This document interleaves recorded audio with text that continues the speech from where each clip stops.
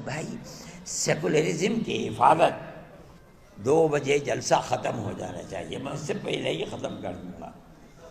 میرے بھائی جمعیت علماء کا اپنا ایک کردار ہے، ہم اس سیکولر دستور کے محافظ ہیں۔ ہم سمجھتے ہیں کہ صرف زبانی نہیں کہ دنیا میں جا کر کے سیکولرزم کا ڈھنڈورا پیٹا جائے اور ملک کے اندر مسلمانوں کی 600 سال پرانی مسجدوں کو گرا کر کے وہاں مندر بنایا جائے، یہ سیکولرزم نہیں ہے، یہ ڈھول کا پول ہے۔ آپ کی پارلیمنٹ فیصلہ کر چکی ہے آج سے تقریباً 30-32 سال پہلے کہ جو مسجد جہاں جو مذہبی عبادت گاہ بنی ہوئی ہے سن 47 میں، اس عبادت گاہ کو اسی حال میں رہنے دیا جائے گا۔ آج آپ یہ کہتے ہیں کہ نہیں، بنارس کی مسجد کو توڑ دو، وہ ہماری ہے، متھرا کی مسجد کو توڑ دو۔ آپ کے کردار کا اور پارلیمنٹ کا کیا اعتبار ہے یہ بتائیے؟ کیا چیز ہے پارلیمنٹ کے اندر؟ پارلیمنٹ ایک قانون کو بناتی ہے، آپ اس قانون کو ٹھوکر مار دیتے ہیں۔ آپ جو قانون آج بنا رہے ہیں کل کو دوسرا اسے ٹھوکر مار دے گا، یہ تو آپ نے ایک ریت اور رواج کر دیا، ہمیں کوئی غرض نہیں ہے، اور حکومت خاموش بیٹھی ہوئی ہے۔ میرے بھائی جمعیت علماء حکومت کا لحاظ کرتی ہے، جن کو حکومت ہے ہمارے ملک کے عوام نے ان کو بیٹھالا ہے، ہمارے ملک کی اکثریت نے دستور کے مطابق ان کو ووٹ دیا ہے، ہم نے ووٹ دے کر کے انہیں بیٹھالا ہے۔ ہم یہ سمجھتے ہیں کہ ان کو ملک کے دستور کے اندر اس طریقے کی تشریح جس سے ملک کے ایک بہت بڑے طبقہ 20-25 کروڑ لوگوں کے حقوق کو آپ ٹھوکر مار رہے ہیں، ملک اس طرح امن و امان کے ساتھ نہیں چل پائے گا، اور اس کے نتیجے کے اندر ملک کی جو صورتحال ہے، آپ اپنی زبان سے کہتے رہیں کہ ملک ترقی کر رہا ہے اور ساری دنیا کے اندر ترقی کا ڈھڈورا پٹ رہا ہے، مگر ملک کے عوام کی جو صورتحال ہے اور فقر اور بے کسی کی جس طریقے پر پورے ہندوستان کے اندر کیفیت ہے، آپ اس کو دیکھ لیجئے۔ میں اپنی زبان سے کچھ نہیں کہتا ہوں، میں ایک مذہبی آدمی ہوں، میرا اپنا ایمان اور یقین ہے کہ اللہ جو چاہتا ہے وہ کرتا ہے، یعنی ایشور جو چاہتا ہے وہ کرتا ہے، یعنی اوم جو چاہتا ہے وہ کرتا ہے۔ آج آپ کر رہے ہیں، ٹھیک ہے، کر دیجئے، کل کو حالات بدلیں گے دنیا کے اندر، میں زندہ ہوں، میں بھی مر جاؤں گا اور دنیا کا ہر آدمی مر جائے گا، دوسرا آئے گا اپنے خاص ذہن کے ساتھ آئے گا۔ حالات کیا ہوتے ہیں ان کو آج نہ میں جانتا ہوں نہ کوئی جانتا ہے، اللہ جانتا ہے اور ان کے سوا کوئی نہیں جانتا۔ میرے بھائی ہم یہ سمجھتے ہیں کہ امن و امان کو پکڑنا چاہیے۔ میں مسلمانوں سے یہ کہتا ہوں کہ آج کی حکومتیں جو کچھ کر رہی ہیں اس سے فرقہ پرستی اور آپس میں نفرت اس طریقے پر ابھر رہی ہے کہ نہیں کہا جا سکتا کہ کل کو کیا ہوگا۔ میں جمعیت علماء کے ہر ورکر سے یہ بات کہتا ہوں کہ آپس میں پیار و محبت کو پیدا کرو۔ اس کا یہ مطلب نہیں ہے کہ مسلمان سے پیار نہیں، اس ملک کے ہر رہنے والے سے محبت کرو، اپنے دکھ میں سکھ میں انہیں شریک کرو، ان کے دکھ اور سکھ کے اندر تم شریک ہو۔ ان کے یہاں شادی بیاہ ہے، وہ تم کو نہیں بلاتے، جاؤ اور مبارکبادی دے کر چلے آؤ۔ کھانا کھلاتے ہیں کھاؤ، نہیں کھلاتے نہ کھاؤ۔ جب تمہارے یہاں سکھ ہو، شادی بیاہ ہو، تم اپنے رشتہ داروں کو جس طرح بلاتے ہو، اپنے دائیں بائیں رہنے والے غیر مسلموں کو بلاؤ۔ یہ تمہاری پرانی زندگی ہے، آج کی نہیں، یہ ہزاروں سال پرانی زندگی ہے، اور اسی طرح اس ملک کے اندر ہم رہتے چلے آئے ہیں۔ دنیا کے کسی ملک کے اندر مسلمان اور غیر مسلم کو اس طرح جیسے اس ملک میں رہتے ہیں نہیں رہنے دیتے. دیکھو گے گاؤں گاؤں کے اندر رہتے ہیں. اگر ان سے پوچھو کہ مسلمان کب سے آباد ہے، نہ مسلمان جانتا ہے کہ اس کی تاریخ کیا ہے، نہ ہندو جانتا ہے کہ اس کی تاریخ کیا ہے. اس پیار و محبت کے اندر شریک تھے. لیکن آج کی سیاست یہ پیار و محبت کی سیاست نہیں ہے. میں یہ سمجھتا ہوں کہ یہ بڑی تباہی کے آثار ہیں. آپ کو جمعیت علماء کے ورکر ہونے کی حیثیت سے آپ کو اس سلسلے میں قدم بڑھانا چاہیے. میں مدرسے والوں سے کہتا ہوں صحیح ہے آپ کا مدرسہ مذہبی مدرسہ ہے، لیکن یاد رکھیے رسول اللہ صلی اللہ علیہ وسلم جن کی زندگی کو لوگ جانتے نہیں اور خاص طریقے کے اوپر برادران وطن نہیں جانتے، غیر مسلموں کے ساتھ اٹھنا بیٹھنا رہنا سہنا آپ کی زندگی تھی. آپ جب تک زندہ رہے، میں ایک بات کہتا ہوں اور تو یہ تو بڑی لمبی بات ہو جائے گی، ابو طالب آپ کے چچا تھے، آخری وقت تک بت پرست رہے اور کھانا پینا اٹھنا بیٹھنا اللہ کے نبی کے ساتھ تھا. اگر اللہ کے نبی کو مکے کے لوگوں نے آبادی سے باہر کر دیا، ابو طالب نے ساتھ نہیں چھوڑا، باہر رہے. اور دین کے اعتبار سے وہ اللہ کے دین کو، اللہ کے نبی کے دین کو نہیں مانتے تھے، آخری وقت تک نہیں مانتے تھے. جب جان نکل رہی تھی تب گئے نبی کریم علیہ السلام ان کے پاس اور جا کے کہا چچا ایک مرتبہ لا الہ الا اللہ محمد رسول اللہ کہہ دیجئے، میں قیامت کے دن اللہ کے یہاں آپ کی شفاعت تو کر دوں گا. ابو جہل وہاں کھڑا ہوا تھا. ابو جہل نے کہا ابو طالب کیا کہیں گے تمہارے بعد لوگ، کیا آخری وقت میں اپنے باپ دادا کے دین کو چھوڑ دیا؟ یہ کہا کہ نہیں، میں اپنے باپ دادا کے دین کے اوپر ہوں اور مر گئے. اللہ کے نبی نے ساتھ نہیں چھوڑا، نہ انہوں نے چھوڑا نہ اللہ کے نبی نے ساتھ چھوڑا، حالانکہ اللہ کے نبی کے دین پر نہیں تھے، نہ زندگی میں تھے نہ مرتے وقت تھے. میرے بھائی یہ رسول اللہ کا کردار ہے. یہ سمجھنا کہ کسی غیر مسلم کے ساتھ اٹھنا بیٹھنا یہ درست نہیں، اسلام میں غلط ہے غلط ہے غلط ہے.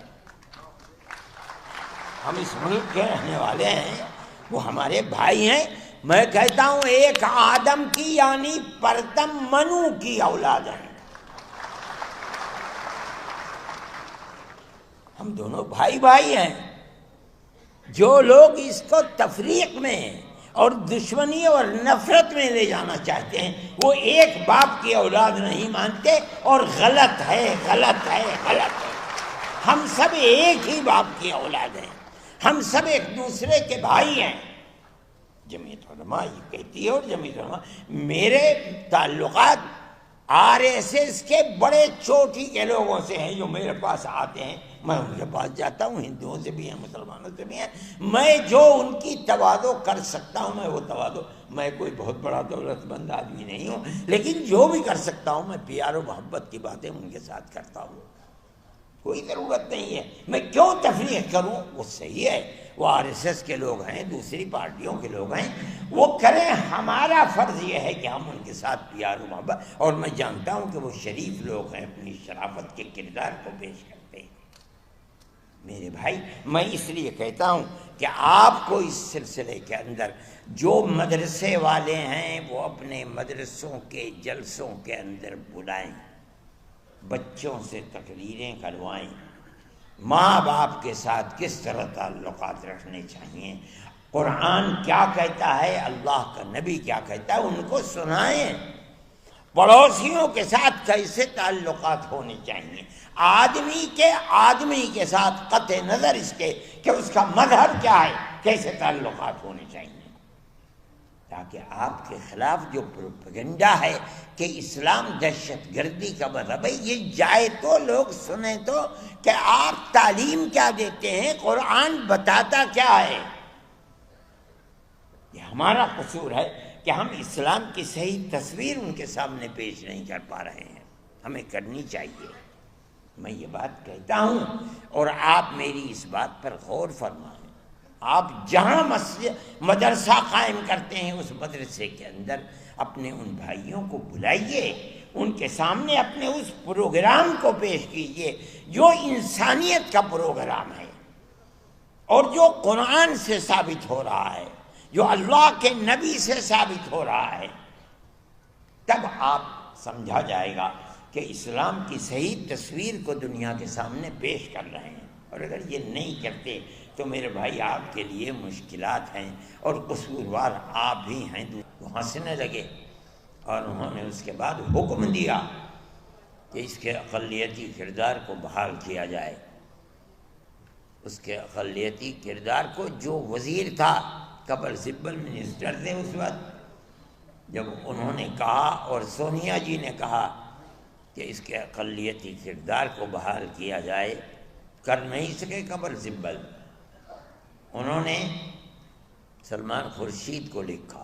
سلمان خورشید کے نے، مجھے پتہ چلا رمضان میں کہ سلمان خورشید کو انہوں نے کہا، میں نے ان کو ٹیلی فون کیا، میں نے کہا کیا سلمان خورشید صاحب، قبل سبل جی جو منسٹر ہیں، وزیر تعلیم ہیں، کیا انہوں نے آپ کو لکھا ہے؟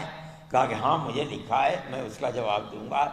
میں نے کہا کہ اگر مسلم مفاد کے خلاف آپ نے جواب دیا تو قیامت تک مسلمان چھوڑے گا نہیں، یاد رکھیے گا۔ کہنے لگے نہیں، جو اصل حقیقت ہے میں وہی لکھوں گا جواب دوں۔ میں نے کہا بڑی اچھی بات ہے۔ انہوں نے جواب دیا اور اقلیتی کردار کو بحال کر دیا گیا۔ آج لوگ جاننے والے نہیں ہیں جمعیت علماء کو، نہیں جانتے کہ جمعیت علماء کا کردار کیا رہا ہے۔ سیکولرزم کی حفاظت جمعیت علماء نے کی ہے، ورنہ ملک کا دستور، میں اگر نام لوں کہ وہ کون لوگ تھے جو گاندھی جی کو مجبور کر رہے تھے کہ ملک اب سیکولر دستور نہیں ہوگا، لیکن جمعیت علماء کے سامنے گاندھی جی بھی اور جواہر لال نہرو بھی اور دوسرے لوگ بھی مجبور ہوئے اور انہوں نے سیکولرزم کو قبول کیا۔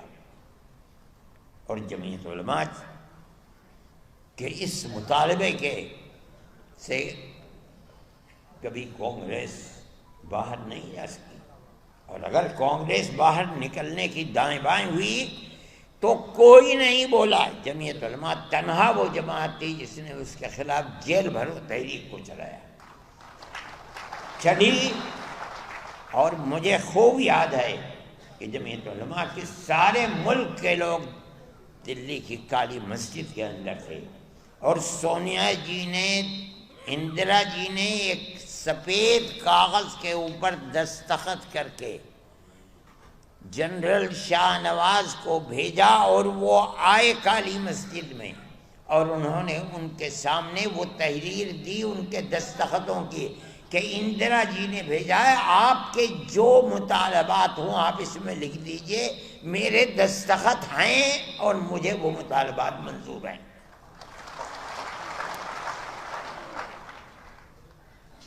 اس تحریک کو ان کے اس وعدے کے اوپر ختم کر دیا گیا۔ یہ دوسری تحریک تھی جو چلی تھی۔ یہ جمعیت علماء کا تعلق تھا۔ آج لوگ جانتے بھی نہیں کہ جمعیت علماء نے کیا کیا ہے، ان کا خود کوئی کردار نہیں، وہ جمعیت علماء کے کردار کو کیا جانیں گے۔ میرے بھائی، آج اس سیکولرزم کو ختم کرنے کی بات کی جا رہی ہے۔ میں یہ سمجھتا ہوں کہ اس ملک کو بربادی کی طرف لے کر کے چل رہے ہیں۔ وہ اگر یہ سمجھتے ہیں کہ سیکولرزم صرف ان کے دو کھٹکتے ہیں، ان کو سب سے پہلے مسلمان اور دوسرے درجے کے اندر عیسائیت۔ ہم جس سیکولرزم کو لے کر چلتے ہیں، ہم یہ کہتے ہیں کہ تنہا مسلمان نہیں، ہر اقلیت، چاہے وہ عیسائیت ہو، چاہے ملک کے اندر براہ نام یہودیت ہو، یا کوئی بھی اقلیت ہے، جب ملک آزادی کے وقت اس کا دستور سیکولر دستور ہے، وہ سیکولر دستور رہے گا، اور اگر آپ اس سیکولر دستور کو ختم کر کے یہ چاہیں گے کہ ملک کو سلامتی کے ساتھ لے کر چلیں، ملک سلامتی کے ساتھ نہیں چل پائے گا۔ یہ 25-30 کروڑ کی مسلم اور عیسائی اقلیت کے ہوتے ہوئے آپ یہ چاہتے ہیں کہ ملک کے اندر امن برقرار رہے گا اور ان کو زندگی کا حق نہیں دیا جائے گا، دستور میں ان کا کوئی مقام نہیں ہوگا؟ نہیں ہو سکتا۔ آج آپ کے ہاتھ میں طاقت ہے، آپ یہ سمجھتے ہیں کہ جس مسجد کو چاہیں آپ لے لیں، جس طرح چاہے لے لیں۔ آپ نے جس مسجد کو لیا ہے وہاں بھی ٹھوکر کھائی ہے۔ ہم جانتے ہیں جمعیت علماء نے اس کے کیس کو لڑا ہے۔ جس دن سے مسئلہ چل رہا ہے سن 51-52 سے، اس وقت سے لے کر آج تک اس کے کیس کو جمعیت علماء لڑتی رہی ہے۔ ہم نے کتنے کروڑ روپیہ اس کے اوپر لوور کورٹ، ہائی کورٹ اور سپریم کورٹ کے اندر خرچ کر دیا۔ ہمارا کوئی پیسہ نہیں تھا، قوم نے دیا، ہم نے اس کو خرچ کیا، اور ہم برابر لڑتے رہے۔ مسئلہ کیا تھا لڑائی کا؟ مسئلہ آپ سمجھیے، ہم لڑنے والے ہیں، ہم جانتے ہیں۔ مسئلہ یہ تھا کہ جس جگہ بابری مسجد بنی ہے وہ مسجد کی اپنی جگہ ہے، یا یہ رام جنم بھومی ہے، یہاں رام کا مندر تھا، بابر نے اس مندر کو توڑ کر یہاں مسجد بنائی ہے۔ مسئلہ یہ تھا، اسی مسئلے کے اوپر لڑائی ہم لڑ رہے تھے۔ آپ کو یاد ہوگا کہ آثار قدیمہ نے اس کی کھدائی کروائی تاکہ مندر کے باقیات نیچے سے نکلتے ہیں، نہیں نکلتے، باقیات نہیں نکلے، کوئی پتھر نہیں نکلا، کوئی ستون نہیں نکلا، اور آثار قدیمہ نے اس کے اندر کامیابی حاصل نہیں کی۔ اب آپ دیکھیے، ملک کی سب سے بڑی سپریم کورٹ عدالت ہے، وہ عدالت اپنے فیصلے میں کیا کہتی ہے؟ اس فیصلے میں عدالت نے کہا ہے کہ مسجد اپنی جگہ ہے، کسی مندر کو گرا کر مسجد نہیں بنائی گئی، ختم ہو گیا۔ ہمارا جو مقدمہ 50-70 سال سے چل رہا تھا، ہم اس مقدمے کے اندر کامیاب ہیں کہ بابر نے اپنی جگہ مسجد بنائی ہے، مندر توڑ کر مسجد نہیں بنی۔ ہم مسلمان ہیں، ہم جانتے ہیں کہ اگر کسی دوسری جگہ کے اوپر مندر توڑ کر مسجد بنائی جاتی، وہ مسجد نہیں ہے۔ مسجد وہ ہے جو مسجد کی جگہ ہے اور اس جگہ کو وقف کیا گیا ہے۔ ہم تو اس مقدمے کے اندر کامیاب ہیں۔ جب یہ کہہ دیا گیا کہ مسجد اپنی جگہ بنی ہے، مندر کو توڑ کر مسجد نہیں بنی۔ دوسرا فیصلہ کیا ہے کہ جنہوں نے اندر گھس کر مورتیاں رکھی ہیں وہ مجرم ہیں، انہوں نے غلط کیا، مسئلہ ختم ہو گیا۔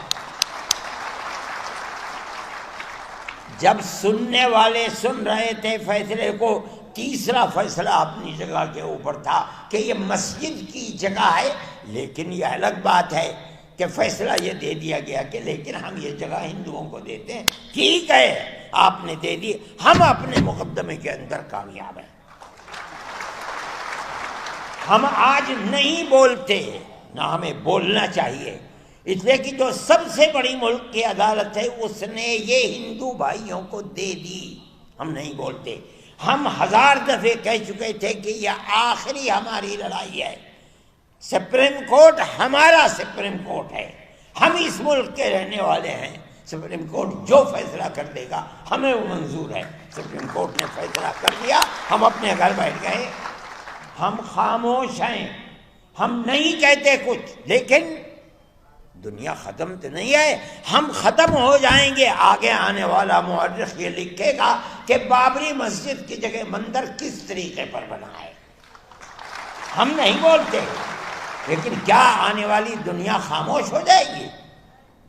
میرے بھائی یہ تو دنیا کے حالات ہیں، کل کوئی اور تھا، آج کوئی اور ہے۔ اگر ہم یہ سمجھتے ہیں کہ ارشد ہمیشہ زندہ رہے گا تو پاگل ہے، مرے گا، میری جگہ کوئی دوسرا آ کر کرے گا۔